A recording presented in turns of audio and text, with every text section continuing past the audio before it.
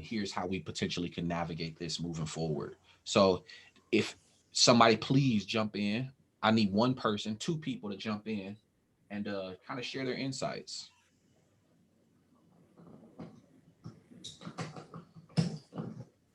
This is that awkward silence where I either call on somebody or I encourage somebody else to Okay, I'll step out of my comfort zone. okay. Um, Thank you. so our strengths synergy that we discussed was we both our like, group, I guess, humor and honesty, and for us, we have to deal with the public a lot and give them information that they don't necessarily want to hear. Yeah. So sometimes humor helps that. Yeah. All right. So is it internal humor? Like how does that show up? Do you guys like have inside jokes and like when you're being honest about customers who are like horrible, you're like, "Oh, here we go again." Is it like that or how Well, does we that humor can't be show up? judgmental. Okay. We can't be judgmentals, but I guess, similar instances that happen from other issues, I guess we can kind of relate to those previous issues and kind of use humor to help us get through it. Yeah, absolutely. Thank you. Thank you for jumping out of your comfort zone on this one, Amanda. I really do All appreciate right, that. I'm gonna All get right. back to mute. All right. Anybody else? Anybody else want to share some insight that you got from strength synergies and or a strengths collision on your team and how you potentially can navigate that?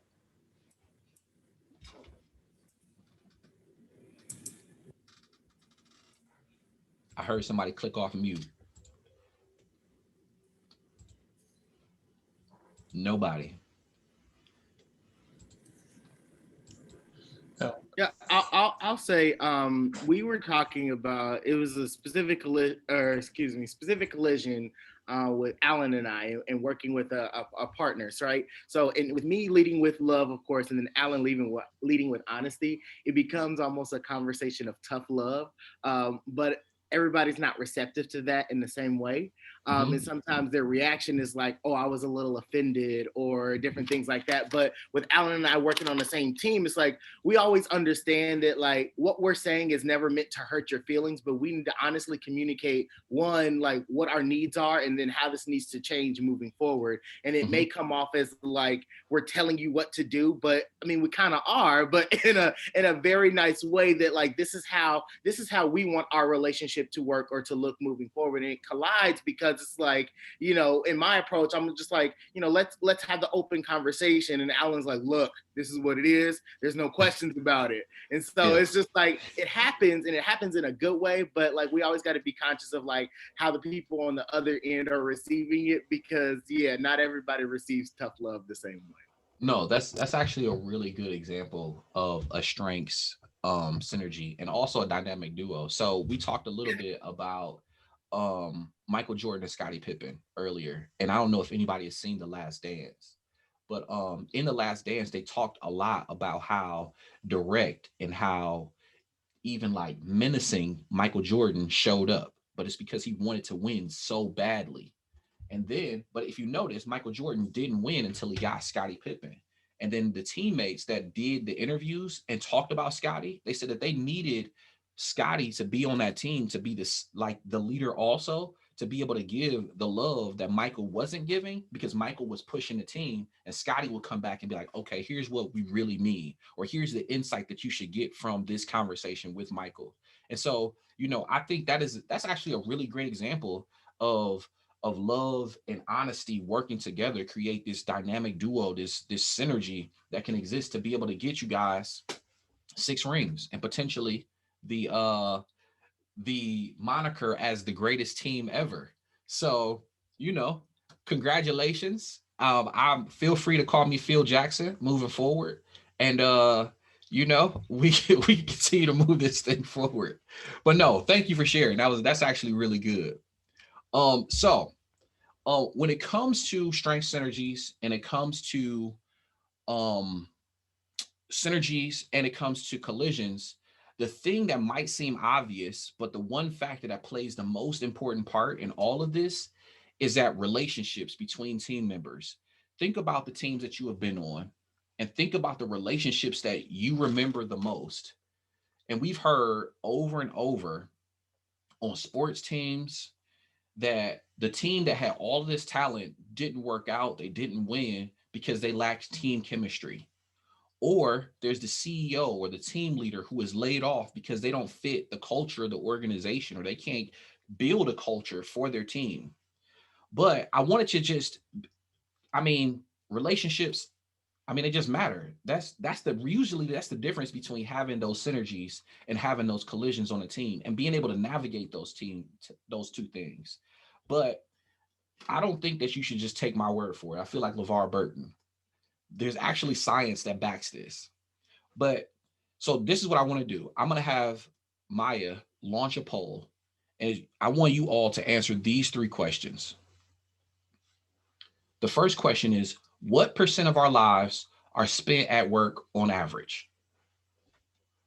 The second one is, what percent of health risks increase for people with poor social relationships? And then finally, how many more times likely are you to be engaged in your job if you have a best friend at work?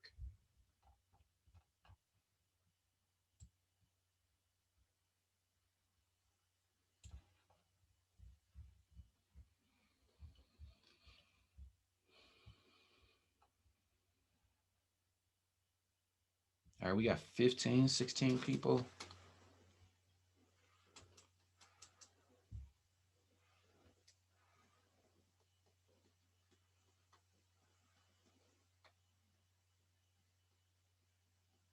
All right, a couple more people need to vote, and then we'll jump right into it.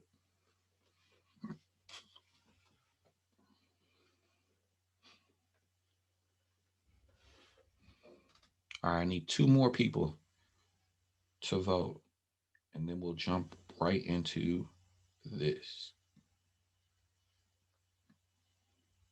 Okay, in polling, and I'm going to share the results.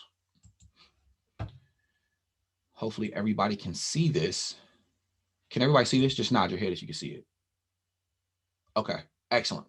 So it might be surprising or not so surprising that we spend about 40% of our lives at work, right? It's probably changed a little bit since we've been inside of a pandemic, and most of us may be spending significantly more time at work because we are literally working in our living rooms or in our kitchens. So sometimes we'll find ourselves getting up at like midnight to send that email that we just thought about. So I don't know if that's good or bad for us. Some of us are spending significantly less time in the office or working on things. I think that is an anomaly for where we are right now. And I'm interested to see how this poll will show next year or the year after that about the amount of time that we spend at work on average. But before the pandemic hit us, we found out based on some studies by Sarah Pressman at the University of California, Irvine, is that we spend about 40% of our lives at work. So the quality of our relationships with our colleagues is extremely, extremely important because we spend almost half of our lives at the office. The second thing is that the percent of health risk increase that exists for people with poor social relationship. So we found that increased health risks, including the probability of dying early, is 20% higher for those people with that are obese, 30% higher for those who are excessive drinkers, 50% higher for smokers, but a whopping 70% for those individuals who have poor social relationships.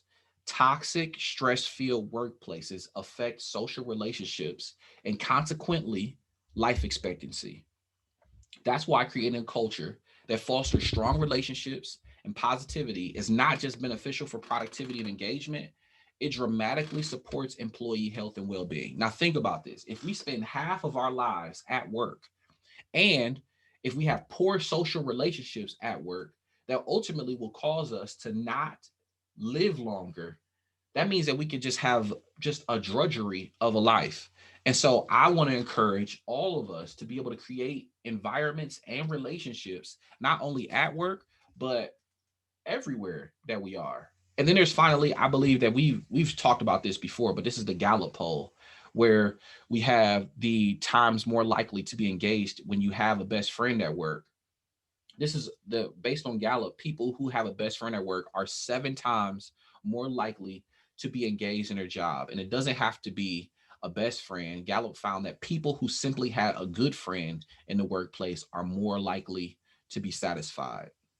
So, Harvard did a study on happiness last year, and they drew insights on the importance of relationships. The study aimed to identify the most critical factors that contribute to people having happy and healthy lives. The results were that it wasn't physical activity, it wasn't diet, it wasn't job security, it wasn't even IQ. It was the quality of personal relationships. Good relationships keep us happier and healthier, period. And we know that activating character strengths in ourselves and in others can help build and maintain strong relationships in all areas of our lives. All right, that was a lot.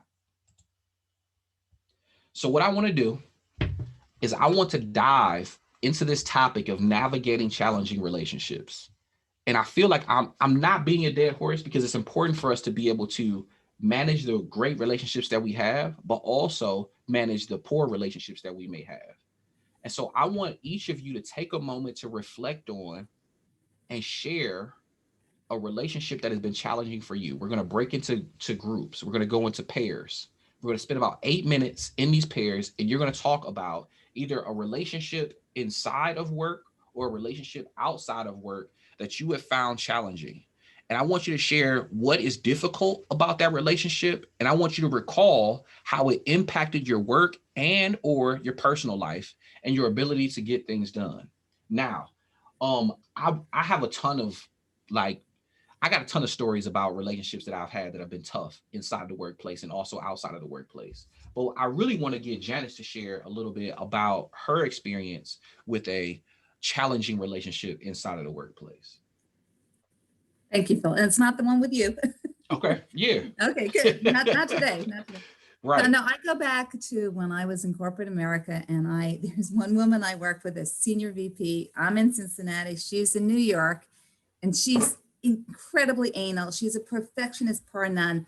She's very high up, and she scares everybody to death. And I have to work with her on creating recognition events, and it's really makes me so scared. And all my creativity, it kind of stifles, and my honesty. And and because everyone's generally scared of her, I'm not even allowed to talk to her. I have to go to her through a liaison. I can't directly call her when I have a question. So it's just a real challenging relationship that I learned to navigate, and we'll talk about that a little bit later. But that's one that I think about, like, oh wow, learned a lot from it, but it was challenge to figure out how to get through it.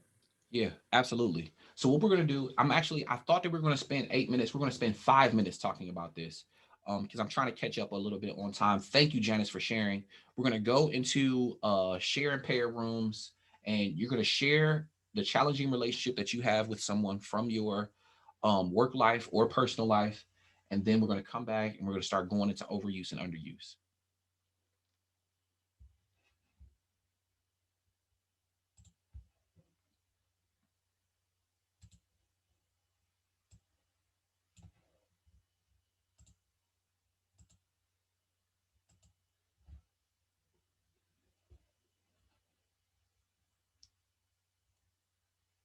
It's just us. Yeah. Okay. So I lost track. I thought we were just going to talk about this. Team, we are very solutions oriented, and I don't think that it would benefit us as a group to talk specifically about the challenging relationships that we have had with people without getting to a solution. And so what I want to do is I want you all to take a moment to put a pin in that challenging relationship, right? Just put a pin in it, put it right to the side, and then we're going to jump into how we could potentially begin to navigate that potential challenging relationship by talking about overuse and underuse and the golden mean. So before we jump any further into like navigating these challenging relationships, because Janice is going to focus on that, I really want to take a step back for a moment to discuss and quickly revisit some concepts that we explored this week as part of our independent learning. So in the video, you learned about the golden mean of strengths. In short, it means that you are using the right strength at the right time in the right amount. And when you strike the golden mean, you are getting the maximum positive impact that a strength can deliver. So in the middle column, I don't even know if anybody remembers this, but in that middle column, on the sheet from Ryan Nemick, that describes how a strength can show up when it's at its golden mean. So when you think about appreciation of beauty and excellence, when you are underusing it, you think about oblivion. And when you overuse it, you're thinking about snobbery and perfection. And so at its optimal use, though, you're seeing the life behind the things. And so if you go down this list, I really enjoy reading this list and looking at this list as a way to be able to gauge if my strengths are overshot or undershot or overused and underused. And you could just use this as a way to feel out where your strengths are falling in your life. So we know that when we deviate from the golden mean, we're usually overusing or underusing a strength. The example that Janice shared with us was really about watering a plant. When you underwater your plant, the plant is going to turn brown and it's going to wither, right? Or if you don't use a strength, it'll wither up, it'll get smaller, it won't be as strong as it should be. Underuse of a strength simply means that it's not being used enough. This often this often is the case for lesser strengths, the ones that don't come to you naturally, right? So for me, love, and my wife totally hates this, but for her, I overuse it for her. I have to overuse it for my wife because I love my wife. But for everybody else, it may be an underused strength and it will show up as just disinterest. And so I'm not disinterested. It's just that's the way that it potentially shows up because it's my 24th strength. I have to lean on that more. I have to use it intentionally.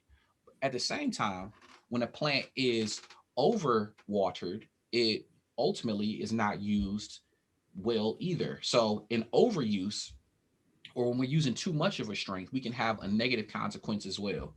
It could be that the strength that you bring to the situation is too much for the moment, or the time is just not ideal. So I used to have two strengths that I overused all the time. The first one was honesty. I weaponized honesty a lot, where I just felt like me keeping it real with you was me doing what was best for me. But I also found out that me keeping it real didn't get the ultimate result, which was for us to be able to work together.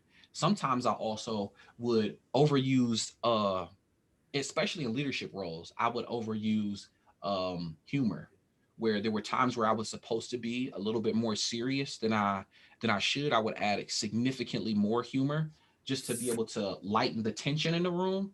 And sometimes there was a time for the tension to exist because it was about switching up your behavior or to be able to get across a very specific message. But again, you have to have that golden mean. So these are things that I can remember in my life where I've overused and or underused a strength. So one important thing to remember is that when a strength is being overused or underused, it's no longer a strength.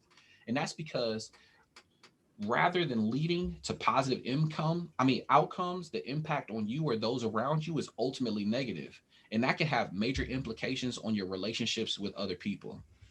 Let me make sure I check the chat box. I saw somebody chat something in.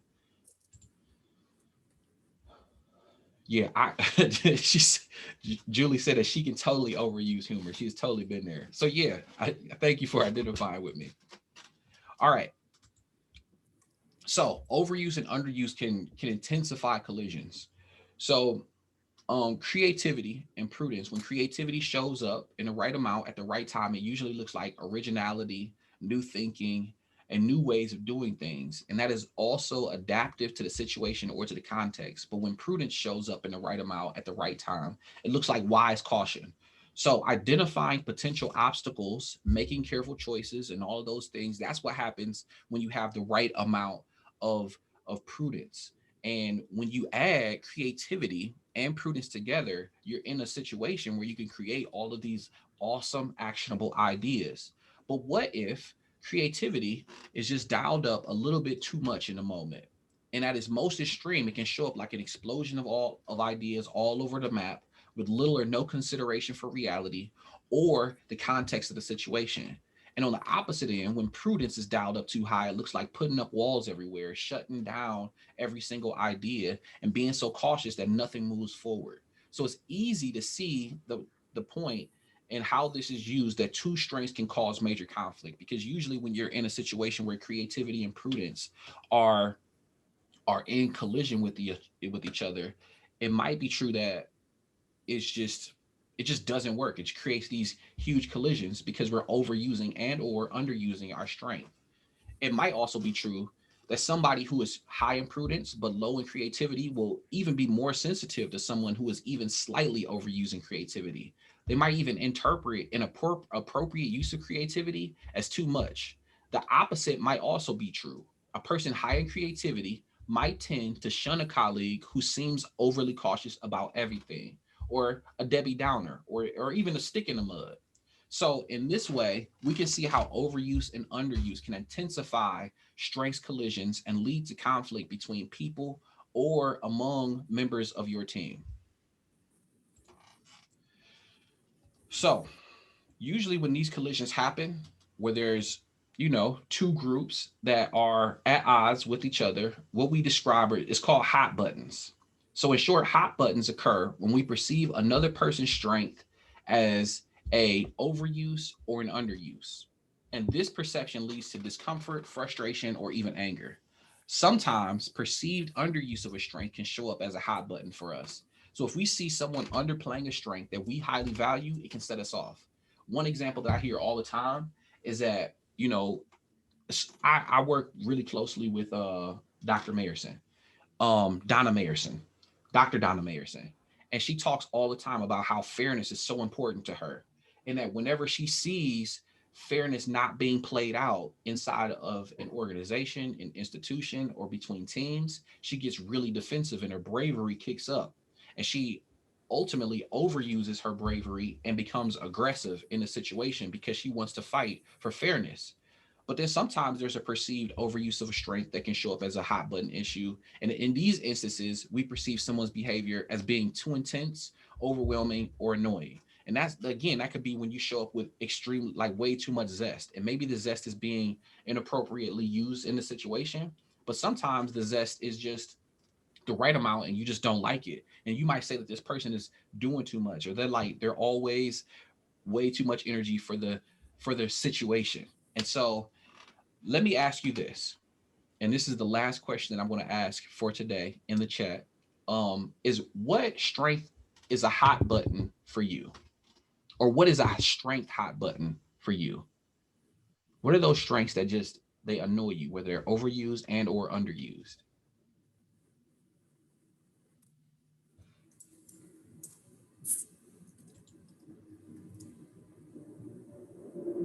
Humor. Yeah, Alan, overuse of leadership can lead to a display of power, putting you in your place or control, and that's a no for me. I totally understand that. Overuse of zest. Ashley. Sherry said overuse of humor. Overuse of, yeah, overuse of zest. Chill out. Sometimes you do gotta chill out. Overuse of judgment, prudence, overuse of prudence. That's really interesting. Spirituality. That's super interesting, Tiffany. Overuse of spirituality. Again, I see a lot of humors. All right. So we're going to talk a little bit more about how we can communicate through these overuses and underuses and hot button issues. And the Janice is going to talk about how you can use part of our strengths compass to be able to navigate those specific conversations. But before we do that, I think that we've sat down quite a bit today. So it's time to take a stretch. So turn off your videos and we're going to give everybody 5 minutes. So we'll be back at 10:52. Is my math right on that one? 10:52, 5 minutes to go and take a stretch, grab some food or a drink. I mean, coffee, tea. And we'll be back and Janice is going to talk some more about strengths. All right, I think we're going to get started again. Hope everybody had a good stretch. And we'll go back into it. So Phil asked you to put a pin on it in that toxic relationship that you sort of called to mind, and we're thinking about how it affects you in your work life or in your personal life. And so now we want to go and, as Phil said, try to resolve that, thinking that through the lens of the hot buttons and the over and underuse. And so if I look back into that relationship that I had with this woman, and I give her a little bit of space and I step back and I think, well, what was she really doing? Why didn't I get along? And some of it was just what's a hot button for me was her zestful attention to detail, like overly obsessive, I would say, attention to detail. If I can give you an example of this, if you don't think this is like over the top, and this was about 10 years ago, but it was still in this generation. We're planning an event in New York. Guests are coming at 5 o'clock, about 20 people around a beautiful table that has just been set by professionals. And everybody's place setting is set out, and they put down the napkins, and they're a beautiful shade of rose. But it wasn't the shade of rose that she ordered. Now, nobody would know this. Nobody would care. So at 4 o'clock, guests are coming at 5. This woman literally had enough connections, this is in New York, in the garment district, to make a phone call and have some seamstresses sew brand new napkins, not order it from anyone, not take it off the shelf, literally sew new napkins that arrived in time for our guests at 5 o'clock. And I'm just, oh my God, I could never live up to that. So to me, her hot button of being a leader, so over leading, but everything had this aura of zest. And I think if she looked at me, probably her hot button when she looked at me was that I was scared out of my mind. I had no bravery. I could not confront her. I could not even engage with her because she had this sense of herself. And that probably made me look really weak. And that kind of, it just was oil and vinegar.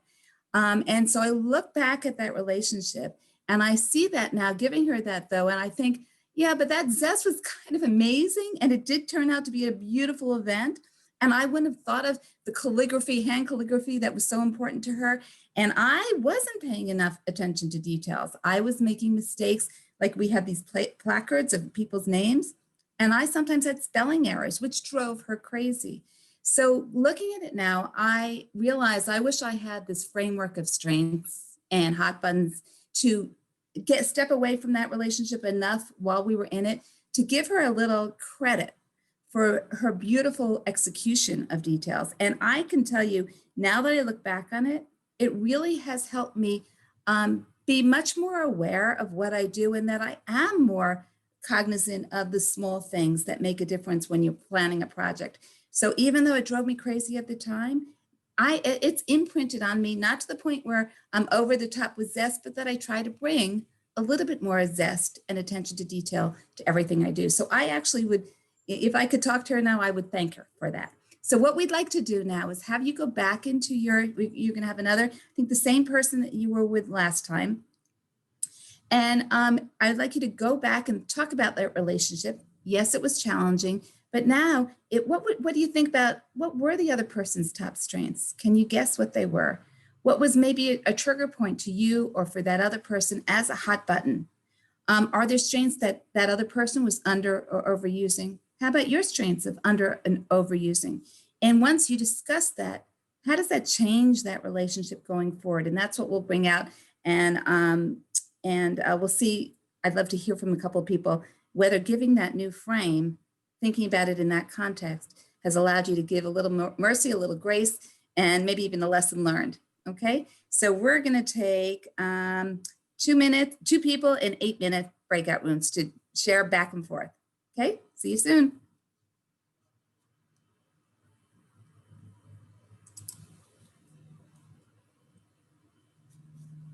Give you any resolution. What are you taking away from this kind of reframing those challenging relationships? I'd love any insights. Who wants to share out?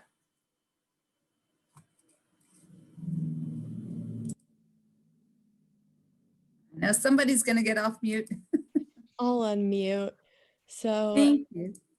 it's kind of funny. Erin and I were talking about, like, we had a hard time determining what the other person's maybe strength was that they were utilizing in this challenging relationship. And then the more we talked, we said forgiveness was both of our lowest strengths. So maybe it just made me think, like, maybe that is part of why neither of us could think very clearly about what another person's top strength was, because in the challenging relationships, we were both like, well, we're going to hold a grudge forever. And that I think is fascinating. It's like, yeah, well, that is so great. And maybe you'll take that into the next relationship and know that, proactively, but I loved you. Probably not. So I'd love you to keep thinking about it though, because knowing that maybe it's your blockage, right? That because really few people enter any relationship with malintent. They, or like I want to blow this up, or just maybe they do sometimes, but it's usually something that they're misperceiving, or there's something that they're misfiring on. And we're going to talk about that in a second. So think about it more. Maybe next week you'll come back and just, I'd love you to, in your forgiving exercise of a little forgiveness, if you just say, okay, forgive, what could it be? And let me know if you, if you can come up with it. Thank you for sharing, Ashley. Who else? Anybody else? One more person.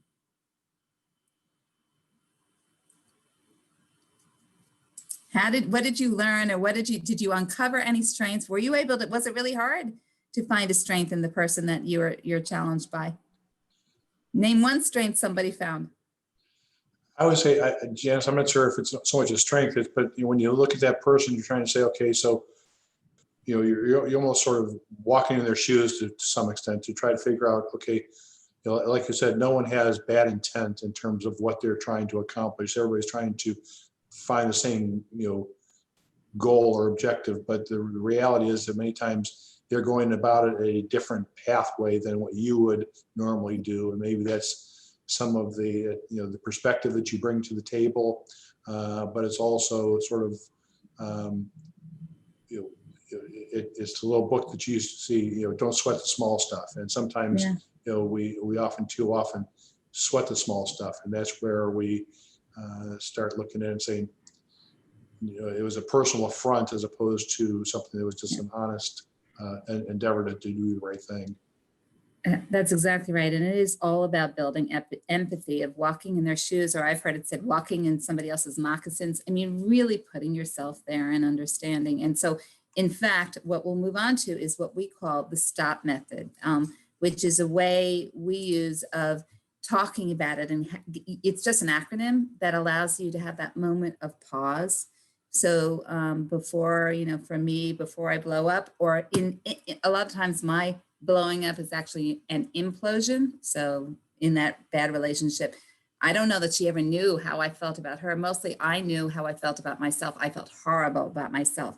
So instead, if I could have used the STOP method, which is an easy way to remember. So the S stands for I'm spotting somebody else's strengths. Okay, so doing that challenging work, it's sometimes hard and sometimes you can't find it, but sometimes, is that colleague's sharp feedback? Maybe it's really honesty strength being overused, or maybe that coworker who never stops asking questions is actually super high in curiosity, and you just feel like, okay, I get that. I don't love it, but I get it. So can you identify the S, somebody else's strengths?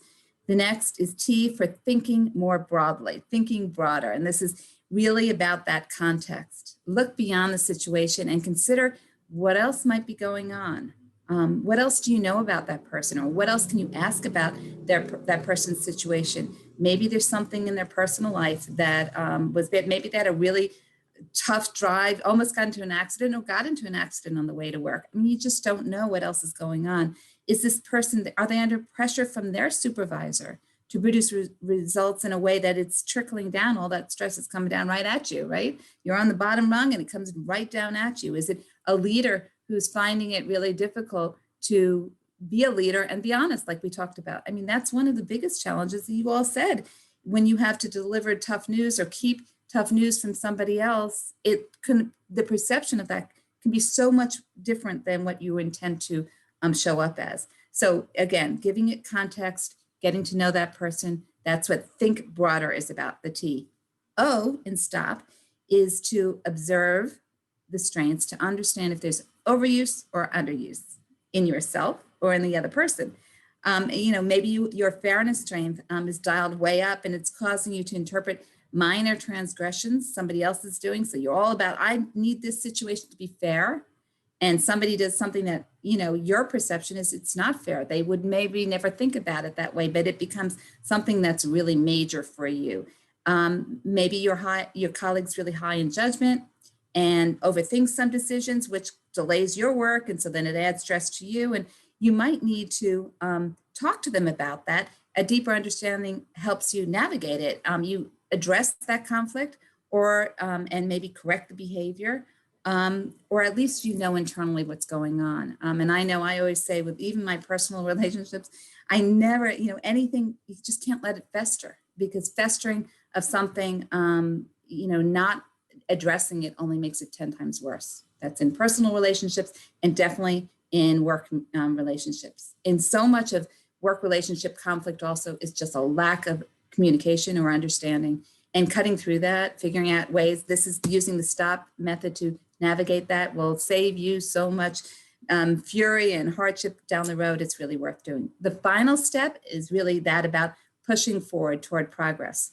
So giving yourself that broader perspective hopefully gives you at least peace of mind to the extent that you can let the conflict go. So maybe you can forgive without digging in and making it grow bigger. Or if, as we said, if you can address it at the time and have a conversation, that's really helpful too. So the primary purpose of STOP is to help you see challenging relationships through a different lens. Not necessarily to solve everything, right? It may not all work out exactly as you want, but it just gives you the perspective so that you can address it and deflate it, right? And nip it in the bud so that it doesn't get bigger and worse. And that you can sometimes give yourself. So for instance, if in a difficult relationship, you carry the burden of failure on your own for having not created a better relationship, you give you some forgiveness even for yourself. You give yourself space and grace. And that's what this is all about, just being able to navigate those kinds of relationships. Does anybody have any questions or thoughts on this before we move on from it that they'd like to share at all?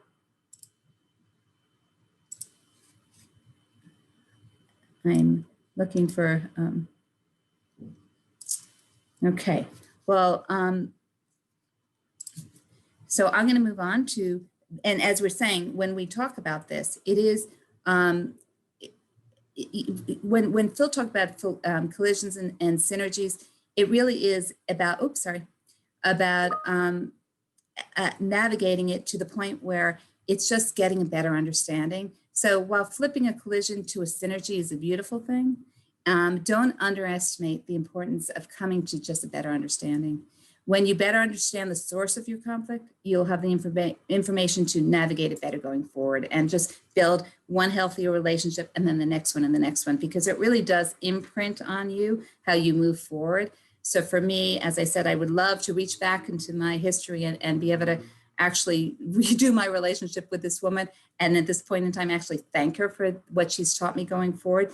But more than anything, the next time, and this has happened many times past, that when I meet somebody confrontational or detail-oriented or totally zestful and overbearing as her, she doesn't intimidate me anymore. I can go in with a lot more courage, bravery. I know that has to show up, and I can use my honesty strength to tell it like it is. And then find a little humor and a little creativity, and we're getting along a whole lot better. And I recently had a relationship with someone very similar to her, and it totally flipped the other way. So even if we can't fix the past, we can use all this learning going forward. And so even if you just sit by yourself and rethink some of these relationships, you may not go back and change them, but think about what you learned and how you can use it for future relationships. So let's see. So what we're doing, so next week, we're going to really dive hard into what it means to give feedback in a productive way, because that is all about building relationships. So much of what we talked about is how do you be honest and caring at the same time. We're going to show you that through Radical Candor. Today, we're going to focus on just starting a conversation, because on your way to building these healthy relationships, what are some way, in a way to think broader, the most important thing sometimes is just starting to have a conversation, getting to know somebody beyond that first impression. Remember meeting them and you walk into that room with maybe it's a negativity bias or it's a strengths bias or it's a confirmation bias. All of them mean we come in with judgments, right? That set off our hot buttons and magnify those collisions as we just talked about. So to mitigate that at work, it's important to know your coworkers, their strengths, their interests, their aspirations, or just some little fact about them.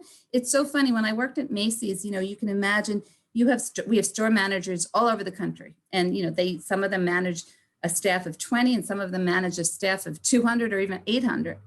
And always to a person, the ones that were most highly respected and were most successful were the ones who got to know their people, no matter how many people they had. And they were miraculously able, sometimes they kept little facts on index cards, or sometimes they just really, really made it their top priority to know something. So when they said hello to that person in the morning, they could meet eyes and they could know something about their family or something about, what an important event that was going on, or even like maybe their favorite color or their favorite pair of shoes, or just something they had in common. It seems so simple, and it is so simple, but sometimes at work we forget that we really are just people trying to get along. And it starts often with the manager and the direct report, that relationship is so sensitive and so important, and it's so complex. Go in both directions. It's critical that you have these conversations, because it often happens. And I can't see everybody right now. I lost my. Let me see if I can, because I'm going to ask you a question. So you're going to have to. Oh, there we go. Annual reviews. That's usually when we have the deepest, longest conversations with our bosses or our direct reports. Sometimes that's the only conversation people have, right? That really goes in depth. How many people, just by a show of hands, can't wait, look forward to, with bated breath for their annual review? Like, raise your hand if you're just loving your annual review. I don't see a couple. I see a couple, but not that many, right? So because they typically come, as a point of criticism, or like, who wants to sit, it's scary, right? We come with a lot of preconceptions, and it's often, just sitting down and being subjected to somebody critiquing your life's work, and you're not sure. And again, with that negativity bias, often what we hear is the one criticism they have amidst all the good stuff. So to turn this around, what we developed at Mayerson, we have a tool that we use, and it's a conversation starter tool, and it's called the Strengths Compass. It has what you're seeing on the screen is just one little piece of it. We make it available to all our network members, and we customize it for different folks. It's part of a strengths-based performance management system that's uniquely providing this positive lens to something that is sometimes scary and not look forward to, not the best experience that people have. So this tool that you're looking at, it's really an interactive kind of fun form. It's done in PowerPoint that helps an individual and their manager have this rich discussion that's focused on really future planning through a positive lens, rather than just looking back steeped in criticism and looking for weaknesses and areas of improvement. It really is looking at who you are and what you want to be going forward, and then gives you a pathway to get there. So what I'm sharing with you today here is just one section, as I said, and really to everyone we do this with, usually it's foundational, and it's also really fun. It's the piece that everybody says, oh, I love to do that. And it's something you can do kind of once a year and then keep and update or just refer to across the year as a way to get to know somebody better and remember how to know somebody. It's called the Snapshot at Work. And it's kind of peeling the onion of who we really are today and where we'd like to be in the future. And it does it all by just asking thought-provoking questions that sort of probe your strengths and purpose and passion. Maybe some of you have played there's different card games out there or different other games that, you go around a circle and you are asked provocative questions. And by asking questions, you get to really get into interesting conversations. This is what this is really about, but done in kind of a way that will be a little familiar to you. So I'm going to walk you through each of the sections. We may or may not have time to actually dive into one of them today, but let me just give you a sense of how it starts. So the first one is what we call your signature strengths. So you get to, and this is kind of you'll see that it's fun because you get to drag down. You drag and drop the little icons into the spaces. So you list your top 5 strengths. Well, that's just looking at your report. But what you also are asked to do is, how do those strengths show up uniquely for you? We've talked about this before. Bravery for one person, for an introvert, is going to look very different than bravery for an extrovert. How does it show up to you? How do you have to navigate over and underuse? How do you use it at work? That's just a really good anchor for both you to think about and for your boss or your manager to understand and respect. So, and I would say this whole snapshot is also, I said it's about having a conversation with your supervisor, but it's also honestly having a conversation with yourself, because you'll find that you get to ask yourself, never thought of that. Let me think about it differently. So that's the first thing, your signature strengths. Then next part is your skills. And we customize this section for all different groups. And sometimes, in fact, like when we were talking about doing it for the zoo, the set of skills for somebody who's taking care of the animals is very different. I think it's very different than the set of skills of people who are sitting in their main office. So we can adapt it and accommodate it. But it's so interesting because what we ask you to do, we give you 5 numbers. Tell us which skills you spend most of your time on. Interesting, because it'll be revelatory, right? Maybe very different from what your job description was. And then you get to star, which ones do you wish you could spend more time on? Now that's a great conversation to have with your boss. So if you starred, let's say here, a group facilitation, well, your boss may have had no idea that that's an interest of yours. And now you get to say, yeah. And so the next time an opportunity comes up, they may say, why don't you give it a try? I know, and Maya, I don't know, if I'd love to share Maya's story, where Maya was able to tell us how much she loves social media and communication skills. And we had a lot of need at Meyerson for somebody who would really own that. And she stepped right into that by identifying it through her strengths compass. And now she's like the queen of it all. I mean, we wouldn't be communicating out to the world without Maya as our backbone. So that's just one example of that. The next section is what we call our wish list. And you can see that little gold circle there. That you get to slide back and forth between, do you want to be that person who just goes deep into what you're doing and is great, that sort of superstar of who you are, what you do, but you're not really looking to expand or move into other areas. You just want to be great at what you do. Or on the right, are you more like that person who's always looking to learn new things, get ahead, change, evolve? It may be just a different time in your career, but it's good to flag that to your supervisor. The next part is like kind of my favorite because it involves magic. We call it the magic wand. And we say, literally, if you had a magic wand, what crazy big idea where would you want to be in 5 years at Meyerson? We keep it within Meyerson. So assuming you're still in your organization 5 years from now, what would you like to be doing? And really get creative, because this is just, daydreaming, really, like life dreaming. And so if somebody said, I wish I were like heading Meyerson's dance troupe, something, I love dancing, I want to find a way to dance at Meyerson, something crazy like that, that would be okay. Because guess what? If our next client, nonprofit that we work with in our cohort is the ballet, then we're going to know who to make sure that they're the liaison and they have all this contact and they're the person who goes out and works directly with the ballet. So you got to tell people. We don't know if you don't tell us. So this is the opportunity to have fun and dream together. The next section that we have is about recognition. As we talked about last couple of weeks, everybody has this innate human instinct, needs to be celebrated, needs to be appreciated, but everybody likes to be appreciated in different ways. So you get these little icons you can slide up and down. Do you like to be recognized in public or in private?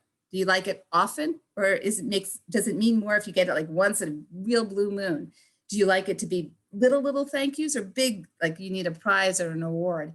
Do you like it to come and then you get to say from your peers, from your board, from your manager, from your family? Tell us so that we can make sure that we deliver it the way that you want it and that there aren't unintended consequences. Next section, another one of my favorites, and this one is really like that card game where you get to say, we have 5 provocative questions there. You pick one and you can say, so what gets you out of bed in the morning? This is to identify your passion and your purpose. Or share a pivotal moment in your life that got you to think differently about the world. Or if you had the power to change the world, what changes would you make? So you get to both ask yourself that, which is such a fun thing to do, and then share it with your boss. Now, all of these, you could do this, go as deeply or as surface as you want. We don't want anyone to go out of their comfort zone. You could be, personal or not personal, but it allows you to have a revelatory conversation that's going to make a difference. And then the last section we have is just talking about your PERMA and where you're going to focus your time, and start building together a plan. So what we were going to do, but I think we're out of time, so I'm not going to do it now, but we could think about this for next time, is to start that first section. So what are those uniquely used strengths? So if you can, and you'll see that we're going to talk about our homework for next week. It's a little light because we know there's so much going on right now, but this is something to think about as well, and we'll probably add it to our assignments. So reflect on 2 of your top strengths and really deeply think about how they show up for you. How do they look differently for you? What's unique about how they show up for you? And then we'll try to talk about it next week. Does anybody have any questions before we move out of everything we've learned today? A lot going on. We'll come back to some of these things. All right, so I'm going to close this up and just talk about the other thing that we talked about for next week. You'll see we are going to dive into Radical Candor, which was developed by Kim Scott, who worked heavily. She was at Google and Apple, and she's just sort of a personal coach genius who figured out that the only way that people are going to be able to listen to and in a productive way is if when you talk to somebody, when you give feedback, it has to be done in a way that's direct and clear, but really caring. So how do you balance that out, and how do you tie your strengths in, especially if you're overly zestful or overly honest? How do you make that happen? And we'll do a lot of, so you'll see that you get to watch a video and share a reflection. Pretty light work for next week. You'll see, but we look forward to seeing what you think about when you see the video and read the article. And then the other thing we want you to look for is an invitation that you'll be receiving, because you guys, as Phil said, we want you to connect as much as possible. So one of the things we do annually, this is our second annual, is we have a celebration. Last year, yes, it was a happy hour. Yes, it was in person. Yes, there was food. So I apologize. It's a little differently this year. It's going to be virtual, but it's going to be really exciting. We have 2 guest speakers that are going to, including right here, Kurt himself is going to be doing a wonderful, talking about, we call our 2020 heroes. And we talk about, we're going to be focusing in on couch conversations to understand a time for strengths. What does that mean? Why is it a time for strengths, and how do we navigate, the last year and the year ahead, leaning into our strengths? So please be sure to RSVP. The first 50 people who RSVP plus the 10 will be receiving a very special strengths gift package that you'll really enjoy. So be sure to look for that invite, and then also you can share it internally with anyone in your organization. So we're all welcome. Okay. And so that's it. So we'll see you a week from now, same time, same bad place. Dynamic Duos, one and all. And we can't wait. And certainly communicate with us during, in between if you have questions. But the most wonderful thing you could do for us right now is please fill out the evaluation. And I know we always are nagging about that, and we still only have about maybe half of you filling it out. I'd love to know why you're not filling it out. If you could let me, even if you don't fill it out, then the thing you could do is send me an email and tell me why you're not filling it out. Because we really, really do listen to your feedback. Even if you don't have, you don't have to write out the answers. You can just skip those sections if you don't have the time. We understand there's a lot going on, but we'd love to hear from you, whatever you have, so that we can keep evolving and keep making this better and better each time you're here. All right. Have a great weekend, and let us know what you're thinking. We thank you. And Joe will be back next week, I think his baby's doing amazing. He's like the best dad in town, and we're so proud of him. So bye, everyone. Have a great weekend. Bye. Have a good weekend, guys.